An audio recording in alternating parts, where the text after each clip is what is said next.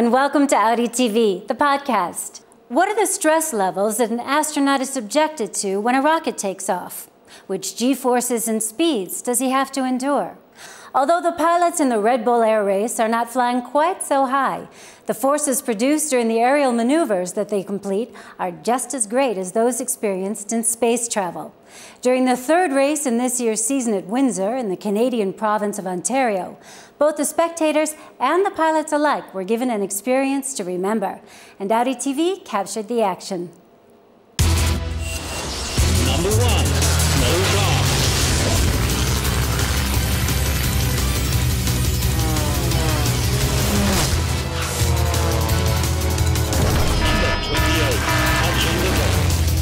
Number 99, your time is 1:20.09.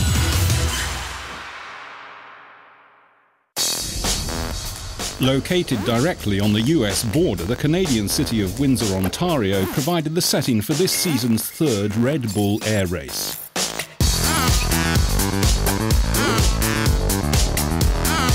At the last race in San Diego, California, success had a name: Nicolas Ivanov.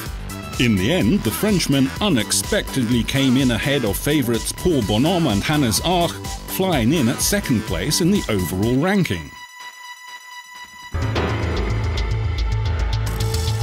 Placing fourth in San Diego, Peter Begenet was forced to retire his plans of victory even before the race in Windsor began. Because of engine trouble, the return flight from a photo shoot had an unscheduled early landing in a Canadian field. Thanks to over 30 years of flight experience, Begenet remained uninjured.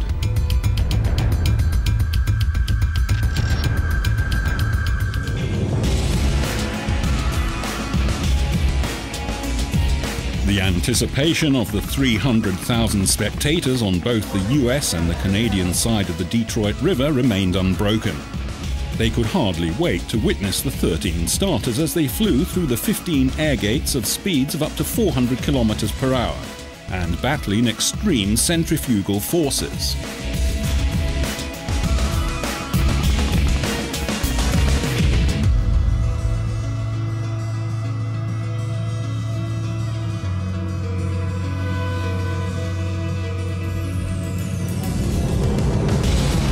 American pilot Kirby Chambliss broke the track record in the qualifier, finishing with a time of 1:07.95 and earning himself 1 point in the standings. Go out and push it just as hard as I possibly can. I mean, I want to win here.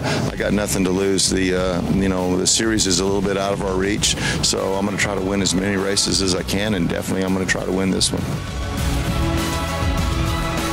The battle of three for the World Championship was reduced to a duel in the top 12 round. A surplus of flight errors on the part of Corsican pilot Nicolas Ivanov resulted in him coming in 9th. And he was in good company. In the Super 8 round, the course at Windsor showed its true colours.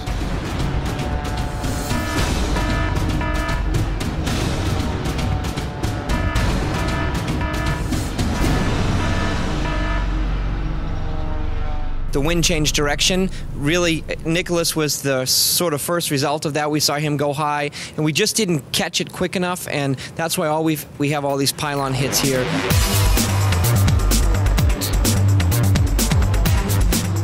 But not everyone lost the battle to the forces of nature. British pilot Paul Bonhomme started as victor in the final four, battling Kirby Chambliss, Mike Mangold and Hannes Arch for valuable points in the standings. Hannes Arch wouldn't be the world champion we know from the last season if he wasn't capable of beating Mangold's and Chambliss's times, beating them despite a time penalty due to incorrect entry angle. Paul Bonhomme sensed his chance to fly the first victory of the season.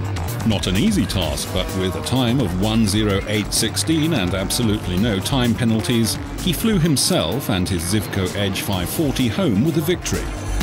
Yeah, it was hard work actually. I think out of all the competitions I've flown in, this is probably the toughest, seeing some of the times in the run-up, but we made it, so very pleased. No, I don't know. I even don't know where I got that penalty. If it was a penalty, it must have been really a close call, so I'm not really happy at the moment of the judge's decision. In spite of everything, Hannes Arch climbed to the top of the standings again. But poor Bonhomme, with a mere 1-point deficit, is hot on his heels. So the tension is mounting for the Red Bull Air Race in Budapest, the next stop for the world's most difficult air race.